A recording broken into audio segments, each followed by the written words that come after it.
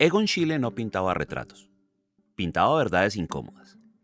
Frente a su obra, uno no encuentra rostros amables ni cuerpos serenos, sino torsiones, gestos crispados y miradas que parecen querer escapar del papel. Cada línea tiembla como si cargara la electricidad de un relámpago. Sus figuras no posan, confiesan. No son modelos, son cuerpos atravesados por el deseo, la culpa y la fragilidad. Y es precisamente esa incomodidad la que lo vuelve fascinante más de un siglo después. Para entenderlo, hay que pensar en el lugar y en el tiempo. Viena, año 1900. Una ciudad que en la superficie brillaba como centro cultural del Imperio Austrohúngaro, con su música, su arquitectura monumental y sus cafés llenos de intelectuales. Pero bajo ese barniz hervían las contradicciones. La represión moral chocaba con una sensualidad latente, el refinamiento burgués con una sociedad que empezaba a agrietarse. Freud analizaba los sueños, Mahler componía sinfonías desgarradoras, y Klimt decoraba con oro cuerpos envueltos en erotismo. En medio de esa tensión, apareció Schiele para arrancar la máscara. Donde otros embellecían, él desnudaba. Su trazo no buscaba halagar ni tranquilizar. Era directo, nervioso, casi brutal. Los vacíos en el papel se transformaban en silencios incómodos. El color no rellenaba, era un golpe de fiebre localizado, una herida en la tela. Si Klimt ofrecía un abrazo decorado de mosaicos dorados, Schiele mostraba la herida debajo del abrazo. Ese contraste definió su identidad artística y lo convirtió en un outsider incluso dentro de la vanguardia. Su vida fue tan intensa como corta. Nació en 1890 en la pequeña ciudad de Tulln y murió en 1918, con apenas 28 años, arrasado por la gripe española. Entre esos dos extremos, en menos de 3 décadas, dejó un cuerpo de obra que incomodó a su tiempo y sigue incomodando al nuestro. Su paso por la cárcel, su relación con modelos marginados, su mirada obsesiva sobre el cuerpo humano y su capacidad para pintar tanto la ternura como la desesperación, hacen que su obra aún hoy parezca contemporánea. Hablar de Schiele es hablar de una modernidad que no brilla ni tranquiliza, sino que sacude. Es mirar de frente la crudeza de la vida cuando se arranca todo adorno.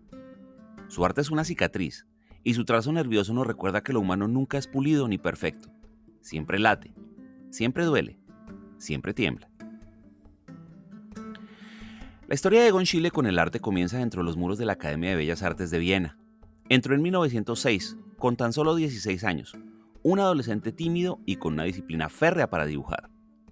Pero pronto se encontró atrapado en un ambiente rígido, dominado por maestros que seguían repitiendo fórmulas académicas del siglo XIX, mientras la ciudad alrededor hervía de modernidad. Schiele sentía que lo estaban asfixiando con moldes que ya no servían para explicar un mundo en crisis. En 1909, cansado de ese corsé, tomó una decisión que marcó su destino. Abandonó la academia y fundó junto a un pequeño grupo de jóvenes inconformes la Nueva Asociación del Arte. No querían copiar lo que ya estaba hecho, sino encontrar un lenguaje capaz de expresar el vértigo de su tiempo. Fue un acto de rebeldía, pero también de búsqueda. Schiele necesitaba un mentor, alguien que le mostrara que era posible vivir del arte sin traicionar la autenticidad de la visión propia. Y ese alguien fue Gustav Klimt. El gran Klimt, que ya era el artista más famoso de Viena, se convirtió en una especie de protector. Le abrió puertas en los círculos culturales, le cedió modelos, le compró algunos dibujos y sobre todo lo reconoció como un talento real. La relación entre ambos fue compleja. Klimt envolvía los cuerpos en oro, adornos y sensualidad, mientras Schiele los despojaba de todo adorno hasta dejarlos expuestos. Pero esa diferencia no era una distancia, sino un diálogo. Klimt fue el trampolín, Schiele fue el salto al vacío. En esa Viena de fin de siglo, donde convivían la sofisticación y la represión, la influencia de Klimt le dio a Schiele un respaldo vital. Con apenas 19 años ya no era un alumno rebelde. Era un artista emergente que encontraba su propio idioma. Áspero, provocador, inconfundible. Un idioma que pronto escandalizaría a la misma sociedad que en silencio lo observaba con fascinación. Lo primero que uno nota en la obra de Schiele es la línea. No es una línea suave, no es una línea continua. No busca la armonía clásica ni el embellecimiento. Es una línea nerviosa, quebrada, que parece hecha con la urgencia de alguien que no dibuja para complacer, sino para sobrevivir. Con ella los cuerpos no se suavizan, se tensan, se doblan, se encogen. Sus figuras tienen huesos marcados, dedos largos y crispados, ojos desorbitados que nunca descansan. En lugar de ocultar las imperfecciones, las exagera, como si el trazo tuviera la misión de desnudar lo que la sociedad obligaba a esconder. El espacio en blanco es otra de sus armas. Schiele rara vez llenaba el fondo, prefería dejarlo vacío, como si los personajes quedaran suspendidos en un limbo. Ese vacío no es descuido, es silencio, es incomodidad, es aislamiento. Así, el espectador se concentra en el gesto, en la pose, en la tensión de cada músculo dibujado. La ausencia de un contexto exterior convierte cada cuerpo en una declaración existencial. No son simples modelos, son estados de ánimo atrapados en papel y óleo. Sus autorretratos son un caso aparte. Schiele se pintó a sí mismo con una crudeza implacable, casi clínica. No buscaba la heroicidad ni la belleza, buscaba la verdad de lo que somos cuando se nos cae la máscara. En Self-Portrait with Chinese Lantern Plant de 1912, por ejemplo, se representa con un gesto hierático, rodeado por las lámparas rojas de la planta, que parecen brillar como advertencias. El rostro es afilado, los ojos penetrantes, el gesto entre desafiante y culpable. Es un yo fragmentado, en lucha consigo mismo como si la pintura fuera un juicio público. El resultado de este estilo es incómodo y al mismo tiempo hipnótico. Sus figuras transmiten erotismo, pero no un erotismo decorativo o complaciente, sino uno cargado de incomodidad y desgarro. Es deseo, pero también es soledad. Es piel expuesta, pero atravesada por la culpa y la vulnerabilidad. Por eso Schiele nunca es un pintor fácil. Nos obliga a mirar de frente lo que la sociedad, y muchas veces nosotros mismos, preferimos mantener oculto. En 1911, Egon Schiele conoció a Walburga Nüssel, conocida como Wally, una joven de apenas 17 años que se convertiría en su modelo, compañera y cómplice artística. Wally no fue una musa pasiva, fue una presencia activa, alguien que encarnó la tensión entre intimidad y exposición que define gran parte de la obra de Schiele. Con ella, el pintor encontró una mirada que no lo juzgaba, un cuerpo dispuesto a participar de su exploración radical de la vulnerabilidad y el deseo. Ese mismo año, la pareja se trasladó a Český Krumlov, la ciudad natal de la madre de Schiele. Allí buscaba un espacio tranquilo para trabajar, lejos de la presión de Viena y del ojo crítico de la sociedad burguesa. Pero la comunidad de la ciudad pronto lo rechazó. Veían en Schiele a un joven extraño, escandaloso, rodeado de modelos adolescentes, dibujando desnudos a plena luz del día. El rumor se transformó en condena. Inmorales, los llamaban los vecinos, y la pareja tuvo que abandonar la ciudad. De esa breve pero intensa etapa quedan algunos de los retratos más memorables de Schiele. El más famoso es sin duda el retrato de Wally de 1912, donde ella aparece de frente, con el rostro serio, la mirada fija y sin rastro de coquetería. Es un retrato cargado de dignidad, casi desafiante, que revela la igualdad en la relación. Ella no es musa, es protagonista. En paralelo, Schiele pintó su propio autorretrato con lámpara china también de 1912, creando un diálogo entre ambas imágenes. Él y ella, enfrentados, como si sus obras fueran espejos de una pareja que se construía también en el lienzo. Además de los retratos, este periodo dio lugar a paisajes urbanos de la ciudad. Fachadas inclinadas, casas que parecen apretarse unas contra otras, calles estrechas como pasajes psicológicos. No hay alegría bucólica ni romanticismo de postal. Sus paisajes son opresivos, casi claustrofóbicos, como si reflejaran el rechazo social que vivieron allí. La relación con Wally sería fundamental en la formación de Schiele. Ella lo acompañó en los años más convulsos, cuando buscaba un lenguaje radical y todavía no tenía el reconocimiento del mundo del arte. Fue testigo de su rebeldía, de su cárcel y de sus primeras grandes obras. Y aunque la historia terminaría con distancia y dolor, en este punto, Wally y Schiele eran un proyecto conjunto, una alianza de juventud que convertía el amor en taller y la vida en lienzo.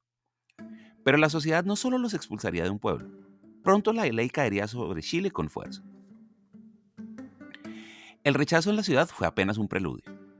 En 1912, Egon Schiele vivió uno de los episodios más oscuros y decisivos de su corta vida, la cárcel. Instalado en Nullenbach, un pequeño pueblo cerca de Viena, seguía trabajando con modelos jóvenes, algunas de ellas menores de edad. Para la mentalidad conservadora de la época, aquello era dinamita. Los rumores crecieron, los vecinos lo señalaron y finalmente la policía intervino. Schiele fue arrestado bajo la acusación de corrupción de menores y difusión de material pornográfico. Durante el juicio, más de un centenar de sus dibujos fueron confiscados y revisados como prueba de obscenidad. La imagen que quedó grabada en la memoria colectiva fue la del juez levantando uno de sus dibujos eróticos y frente a la sala, quemándolo allí mismo como acto de escarmiento moral. La escena es casi un performance involuntario, el fuego reduciendo a cenizas la obra, como si la sociedad quisiera purgar lo que no podía controlar. En total, Schiele pasó 24 días detenido. No fue condenado por corrupción, pero sí culpable de exponer obras indecentes en un lugar accesible a menores. La cárcel fue un golpe profundo. Humillación pública, señalamiento social, la sensación de que su vida se había convertido en un espectáculo de vergüenza.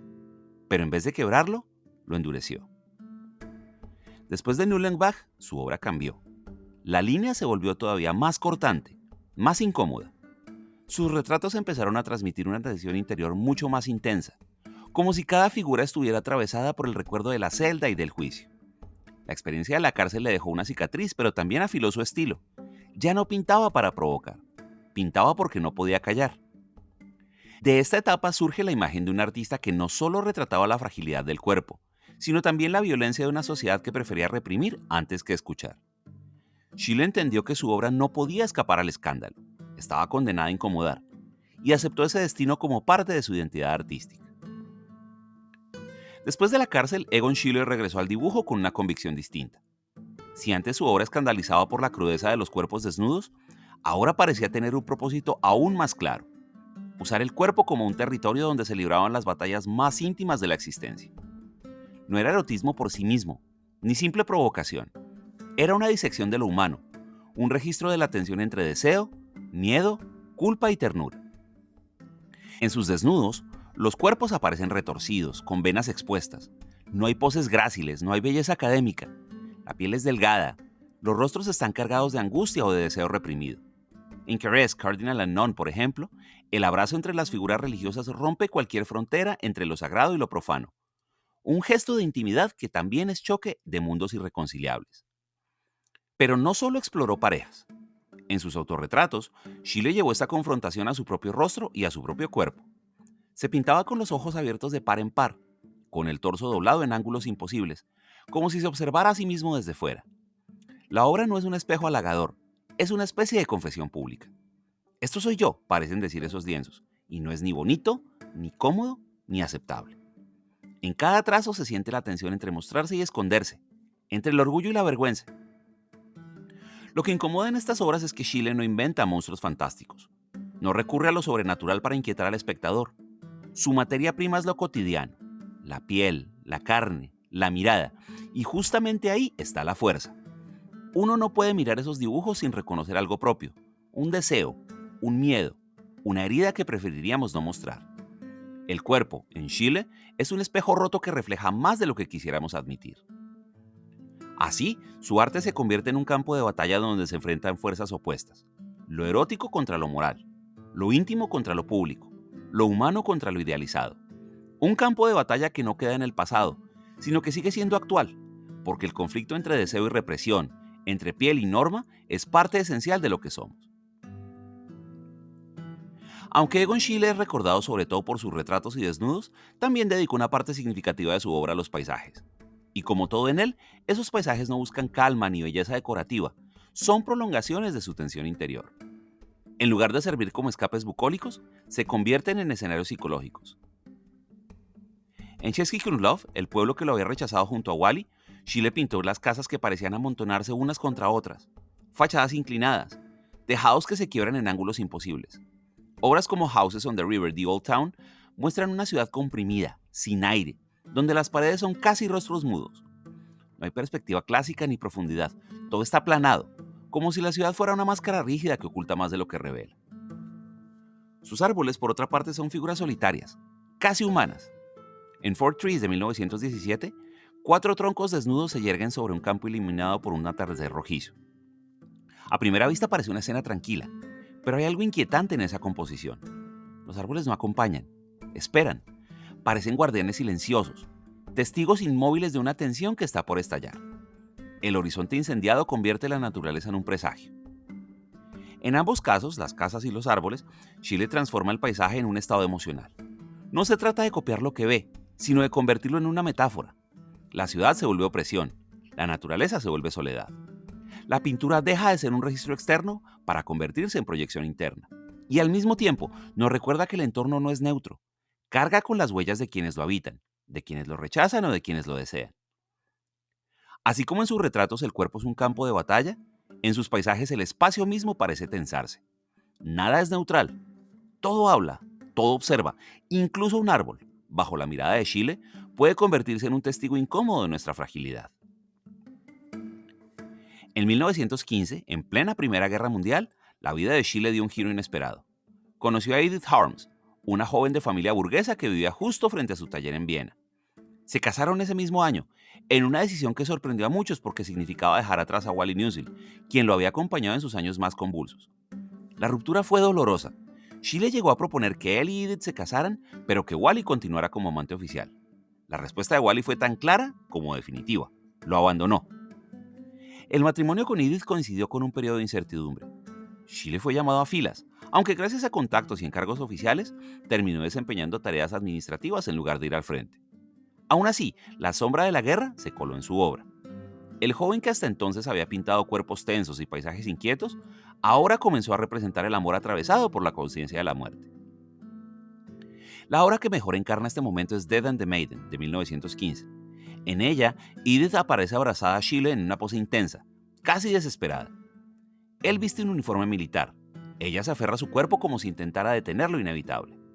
No es un abrazo romántico, sino un pacto de despedida. La composición retoma la tradición medieval del motivo de la doncella con la muerte, pero Schiele lo transforma en una escena íntima, doméstica, profundamente personal. El campo seco donde reposan subraya la sensación de vacío, de futuro incierto. Este cuadro no es solo un símbolo de la guerra, es un retrato de la condición humana. La certeza del amor enfrentada a la certeza de la muerte. La guerra convirtió esa tensión en algo tangible, inmediato, y Schiele, que nunca fue ajeno a la incomodidad, supo condensar en una sola imagen la fragilidad del vínculo humano cuando el mundo se desmorona alrededor. El matrimonio con Edith trajo cierta estabilidad en su vida cotidiana, pero también un cambio de tono en su obra. El artista provocador, escandaloso, comenzó a ser visto como un talento serio, alguien capaz de expresar no solo lo erótico y lo marginal, sino también las grandes preguntas sobre la existencia. Schiele había madurado, y Dead and the Maiden es la prueba más contundente de ese tránsito. Tras años de escándalos, rechazos y etapas de precariedad, 1918 marcó el momento de mayor consagración en la carrera de Egon Schiele. Ese año, la Secesión de Viena, el epicentro de la vanguardia artística de la ciudad, le otorgó el honor más codiciado, la sala principal de su gran exposición anual. Era el mismo espacio que una década antes había coronado a Gustav Klimt, y ahora era ocupado por aquel alumno rebelde que alguna vez había sido expulsado de la academia.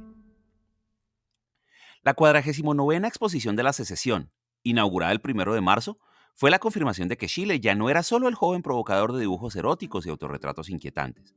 Se había convertido en un artista maduro, capaz de hablar de deseo, de muerte, de soledad y de amor con un lenguaje propio. Exhibió más de 50 obras, entre ellas retratos monumentales y paisajes urbanos de gran formato, que sorprendieron incluso a los críticos más reacios. El público lo reconocía ya no como un escándalo, sino como una voz necesaria. Para el evento, Schiele diseñó también el cartel oficial de la exposición, The Round Table. No fue un simple afiche publicitario. Era, como toda su obra, una declaración estética. Figuras desnudas en un círculo, cuerpos tensos y entrelazados. Un símbolo de comunidad, pero también de fricción. Era un recordatorio de que en plena guerra, el arte aún podía reunir y confrontar a la vez. Ese momento marcó un antes y un después. Económicamente fue un éxito. Vendió varias de sus obras y recibió encargos de retratos de familias prominentes. Artísticamente, lo consagró en vida, algo que pocos de sus contemporáneos lograron. En apenas 9 años, había pasado de ser el joven indecente de Lullenbach a ocupar el espacio central de la institución artística más importante de Viena. Pero el reconocimiento llegaba tarde y en un contexto sombrío. La guerra aún no terminaba y una sombra mayor se acercaba. La epidemia de gripe española que en cuestión de meses cambiaría todo. La sala de secesión había sido un triunfo, pero también sería el preludio de una despedida. El triunfo público llegaba acompañado de un futuro personal que Schiele intentaba pintar, el proyecto de una vida con Edith. En el mismo 1918 en el que Egon Schiele alcanzó esta cumbre de reconocimiento con la Secesión, pintó una de sus obras más íntimas y enigmáticas, La familia. En el lienzo vemos a un hombre y a una mujer sentados, desnudos, acompañados por un niño que parece mirar al futuro. No era un retrato literal. Edith, su esposa, aún no estaba embarazada cuando Schiele comenzó la obra. Pero esta composición sugiere un anhelo, un proyecto de vida más allá de la tormenta de la guerra, una apuesta por un futuro posible. El cuadro, sin embargo, quedó inconcluso. Pocas semanas después de esa exposición triunfal en la Secesión, la tragedia golpeó con fuerza. La gripe española llegó a Viena propagándose con brutalidad. Edith, embarazada de 6 meses, enfermó y murió el 28 de octubre. 3 días más tarde, el propio Schiele, debilitado y devastado, también sucumbió al virus. Tenía apenas 28 años. La coincidencia entre la obra y su destino resulta estremecedora. La familia parecía una ventana a lo que pudo haber sido y no fue. Un futuro detenido en óleo, una promesa arrancada por la epidemia. El niño en la pintura nunca llegó a existir. Edith murió joven y Schiele dejó una carrera que apenas comenzaba a florecer. La pintura se transformó en un testamento involuntario, una especie de epitafio pictórico. Lo que conmueve en este cuadro no es solo el dramatismo de su contexto, sino la manera en que condensa todo lo que Schiele fue como artista. Un creador que usó la pintura no para embellecer la realidad, sino para enfrentarla de frente, incluso cuando esa realidad estaba hecha de pérdida y dolor. La familia es, en ese sentido, la última confesión, un futuro que ardió antes de existir.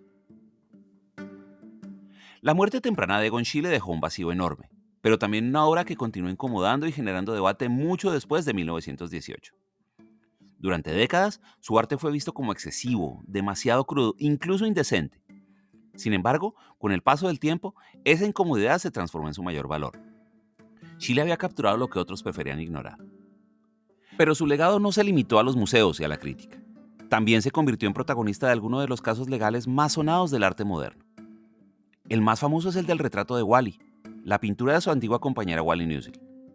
Durante la Segunda Guerra Mundial, la obra fue confiscada a la marchante judía Leah von Dillarey por los nazis. Décadas más tarde, apareció en el Leopold Museum de Viena, donde permaneció hasta que en los años 90 estalló un litigio internacional por su restitución. El caso se prolongó durante más de 10 años y se convirtió en un símbolo del debate sobre las obras saqueadas en tiempos de guerra. Finalmente, en 2010, se alcanzó un acuerdo histórico. El museo pagó $19 millones a los herederos de von Dillarey, y el retrato volvió a exhibirse en Viena con una placa que reconoce públicamente su historia. Fue un gesto que mostró cómo el arte no vive solo en las paredes de los museos, sino también en la memoria colectiva y en las heridas del pasado. Este no fue un caso aislado. Varias de sus obras han sido objeto de investigaciones y reclamaciones, lo que demuestra hasta qué punto el legado de Schiele sigue vivo en capas legales, éticas y culturales. Su pintura no solo confronta al espectador con lo incómodo de la condición humana, también nos recuerda que el arte circula con biografías, con traumas y con deudas históricas que aún reclaman justicia. Así, el nombre de Schiele ha quedado ligado tanto a la radicalidad de su trazo como a la complejidad de la memoria. En ambos terrenos, el estético y el histórico, su obra no ha dejado de interpelar, de incomodar y de exigirnos mirar más allá de lo que quisiéramos ver. Más de un siglo después de su muerte, Egon Schiele sigue incomodando. Y esa es quizá la razón principal por la que su obra continúa vigente. Mientras muchos de sus contemporáneos fueron absorbidos por la categoría de clásicos, respetados, admirados, pero a veces domesticados por el tiempo, Schiele parece indomable. Sus retratos aún provocan miradas incómodas en los museos. Sus desnudos aún despiertan debates sobre el límite entre erotismo y obscenidad, y sus autorretratos aún se leen como confesiones brutales de una época obsesionada con la autoimagen. En los últimos años, Viena ha vuelto a mirarlo de frente. Exposiciones dedicadas a sus años finales han mostrado un Schiele más íntimo, menos escandaloso y más humano, donde los paisajes y los retratos familiares revelan una sensibilidad distinta, atravesada por la guerra y la cercanía de la muerte. Incluso se han publicado nuevas investigaciones que añaden matices a su biografía, cartas, documentos y fotos que muestran a un hombre menos monstruo y más complejo, atrapado en las contradicciones de su época. La fuerza de su legado también dialoga con nuestro presente. En una era en la que la imagen se repite y se manipula hasta el cansancio, los cuerpos de Schiele se sienten extrañamente contemporáneos. Nos recuerdan que detrás de cada selfie, detrás de cada pose perfecta, sigue existiendo un ser humano lleno de miedos, deseos y heridas. Y en tiempos en que el mundo vuelve a vivir guerras, pandemias y tensiones morales, su obra resuena como un eco incómodo que no ha perdido vigencia. Schiele no ofrece consuelo, ni respuestas fáciles. Ofrece preguntas que siguen siendo necesarias. ¿Qué significa mostrarse vulnerable? ¿Qué pasa cuando el deseo se enfrenta a la norma? ¿Cómo miramos al otro sin disfrazar su fragilidad? Quizás por eso, más de 100 años después, seguimos volviendo a él, porque en sus líneas quebradas hay un recordatorio de que la vida nunca es recta ni perfecta. Siempre tiembla. Gracias.